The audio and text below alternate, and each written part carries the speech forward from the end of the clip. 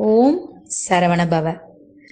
நம்மளோட அப்பன் முருகப்பெருமான மையமா கொண்டு பாடிய வேல் வகுப்பும் அதுக்கப்புறம் கந்த சஷ்டி கவசத்தோட வரிகளையும் பொருளையும் நம்ம பார்த்தோம். அதுல இதுக்கப்புறம் நம்ம பார்க்க போறது திருப்புகழ் வரிகளையும் பொருளையும் நான் படித்து என்னோட புரிதல்ல உங்களுக்கு சொல்ல விருப்பப்படுறேங்க.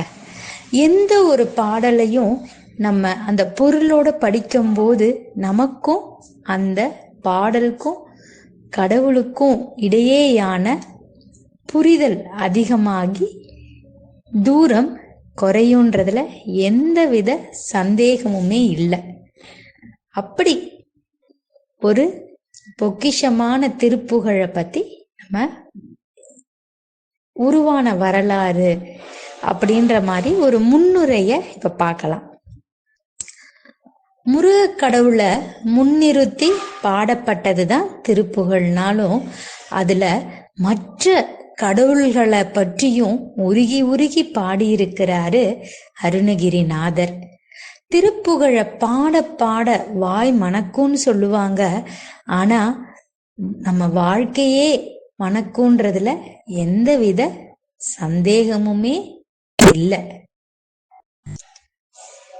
எல்லா கடவுளோட திருநாமங்களோடும் இயல்பா இணையக்கூடிய அழகு முருகப்பெருமானோட திருநாமங்களுக்கு மட்டுமே இருக்குங்க.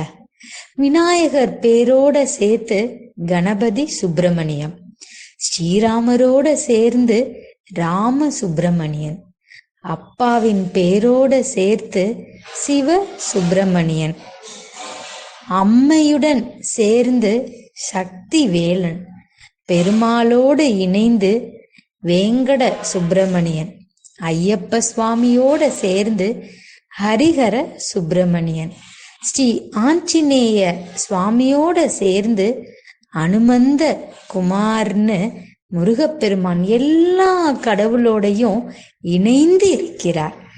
திருப்புகழும் இப்படிதாங்க. முருகன் அடியெடுத்து கொடுக்க அருணகிரிநாதர் பாடியது. வேற எதுக்குமே இல்லாத ஒரு தனி பெருமை இந்த திருப்புகழுக்கு உண்டு. அது என்னன்னா, முருக கடவுளை முன்னிறுத்தி பாடப்பட்டதுதான் திருப்புகழ்னாலும் கூட அதுல மற்ற கடவுள்கள் பற்றியும் உருகி உருகி பாடியிருக்கிறாரு அருணகிரிநாதர். இதுல இருந்து என்ன தெரியுதுன்னா, சைவம் வைணவம் சாக்த பேதங்கள் எல்லாம் எதுவும் பார்க்காம எல்லா தெய்வங்களை பத்தியும் உளமாற போற்றி பாடியிருக்கிறார். இது திருப்புகழுக்கு மட்டுமே உரித்தான தனி பெருமை. அருணகிரிநாதர் பட்டினத்தடிகளுக்கு சுமார் 500 ஆண்டுகளுக்கு முன்பு திருவண்ணாமலையில பிறந்தாரு. இளமையில தாயினை இழந்து தமக்கையால அவரோட அக்காவால வளர்க்கப்பட்டார். இளமையில ஒழுக்கமில்லாத வாழ்க்கையினாலையும் தீய செயல்களினாலையும் செல்வங்கள் எல்லாத்தையும் இழந்து தமக்கையின் கர்ண கடூர வார்த்தைகளால வெறுப்படைந்தார். வாழ்க்கையில விரக்தியானார். இதனால திருவண்ணாமலை வள்ளலால திருக்கோபுரத்திலிருந்து கீழே குதித்து உயிர் நீக்க விரும்பி குதித்தாரு. குமரக்கடவுள் துறவி வடிவுல வந்து காப்பாற்றினார். அருணகிரிநாதர் என அழைத்து நோய் நீக்கி ஜபமாலை அளித்த பின் மயில் வாகனனாகவும் காட்சி தந்தாரு. அருணகிரிநாதர் நாவில் முருகப்பெருமான் அவரோட வேல் கொண்டு சடாட்சரம் பொறித்தார். எம் மீது பாடுக என பணித்து முத்தை தரு பத்தி திருநகை என அடி எடுத்து கொடுத்து திருப்புகழ் பாட கட்டளையிட்டார் முருகப்பெருமான். அதன் பிறகு அருணகிரிநாதரும் குமரக்கடவுள் ஆலயம் தோறும் சென்று பாடினார். இவரது பாடல்கள் திருப்புகழ் என போற்றப்படுகின்றது. தேவார பாடல் பெற்ற தலங்கள் நாம் கண்டு வணங்க வழிகாட்டும் நூல்கள் பல உள்ளன. இதுபோல முருகப்பெருமான அருணகிரியார் பாடிய முக்கிய தலங்களும் இந்த நூலில் இருக்கிறது. திருப்புகழ் என்பது முருகக் கடவுள் மீது அருணகிரிநாதர் இயற்றிய ஒரு பக்தி நூல். திருப்புகழை தேவாரம், திருவாசகம் போல மந்திர நூலாகவும் நாள்தோறும் இறைவனை போற்றி புகழ்பாடும் நூலாகவும் முருகன் மீது பக்தி கொண்டோர் பின்பற்றும் நூலாகவும் கொள்கின்றனர். திருப்புகழில மிக சிறந்த சொல்லாட்சி, இசை நுட்பங்கள், கவித்துவம், இலக்கிய நகம், தாள நுட்பம், சந்தபேதம், இனிய ஓசை ஆகியவை அடங்கியிருக்கிறது. இது இசை நூல்களில் அடங்காத தனித்தன்மை பெற்றது. இதனோட தொகுப்பு யாரால செய்யப்பட்டதுன்னா 1800களில் சென்னை மாகாணத்துல பிறந்து மாவட்ட நீதிபதியாக இருந்தவர் தான் வடக்குப்பட்டு சுப்பிரமணிய பிள்ளை. ஒரு சமயம் அவரு சிதம்பரத்துக்கு பயணித்து கொண்டிருந்தாராம். அப்போ அருணகிரிநாதரோட திருப்புகழ பயணிகள் பாடுவதை கேட்டு அப்படியே மயங்கினார். அதன் பிறகு திருப்புகழ் பாடல்களை தொகுக்கும் பணியில ஈடுபட தொடங்கினார். அதற்காக 1871 தென்னிந்தியா முழுவதும் பயணித்து சுவடிகள் உள்ளிட்ட அந்த கையெழுத்து பிரதிகளை சேகரித்து அருணகிரிநாதரின் பாடல்களை 2 தொகுதிகளாக வெளியிட்டாராம். முதல்ல 1894 அடுத்தது 1901. அவரோட மறைவுக்கு பின்னாடி அவரோட பணிகளை முன்னெடுத்து அவரின் மகன் வா. சு. செங்கல்வராய பிள்ளை திருப்புகழுக்கு முழுமையா உரை எழுதி ஆராய்ச்சி குறிப்புகளோட வெளியிடும் பணியையும் மேற்கொண்டாரு.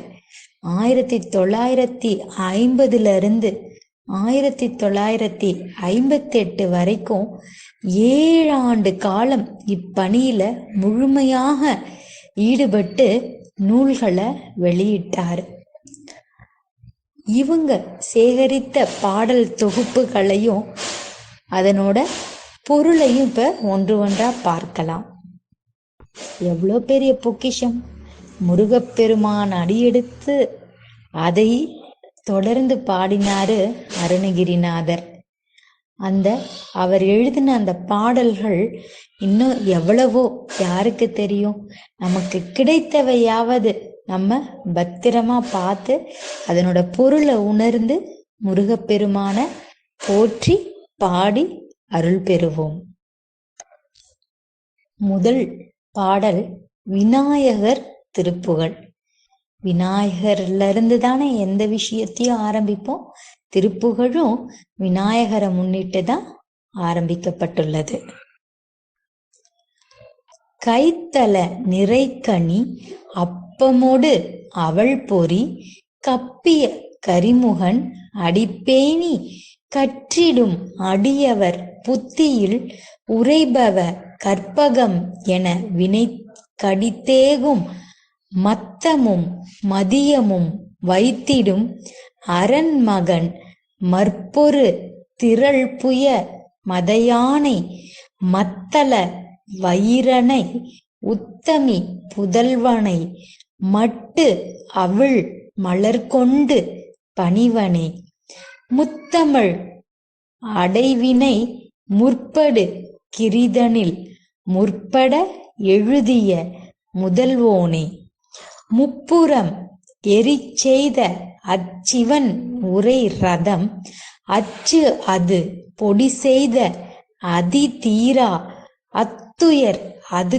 கொண்டு சுப்பிரமணி படும் அப்புணம் அதனிடை இபமாகி அக்குற மகளுடன் அச்சிறு முருகனை அக்கணம் மனம் அருள் பெருமாளே. பொருள்: கரத்தளத்தில் நிறைந்துள்ள பழம், அப்பம், அவல், பொரி இவைகளை வாரி உண்ணும் யானை முகக்கடவுளின் திருவடிகளை விரும்பி அறிவு நூல்களை கற்கும் அடியவர்களுடைய மனதில் நீங்காது வாழ்பவனே, நினைத்தவற்றை அளிக்கும் கற்பக விருட்சமே என்று உன்னை துதி செய்தால் வினைகள் யாவும் விரைவில் ஓடிப்போய்விடும். ஊமத்த மலரும் பிறை சந்திரனும் சடையில் தரித்த சிவபெருமானுடைய மகனும் மற்போருக்கு தக்க திரண்ட தோள்களை உடையவனும் மத யானையை ஒத்தவனும் மத்தளம் போன்ற பெருவயிறு உடையவனும் உத்தமியாகிய பார்வதியின் மகனும் ஆகிய கணபதியை தேன் துளிர்க்கும் புது மலர்களை கொண்டு நான் வணங்குவேன்.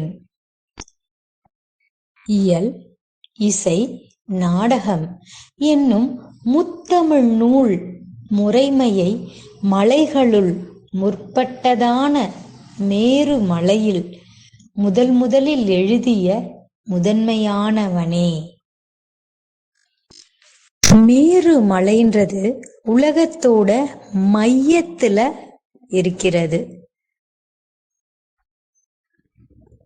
அசுரர்களின் திரிபுரங்களையும் எரித்த அந்த சிவபெருமான் எழுந்தருளிய ரதத்தின் சக்கர அச்சை ஒடித்து தூளாக்கிய மிகுந்த தீரனே,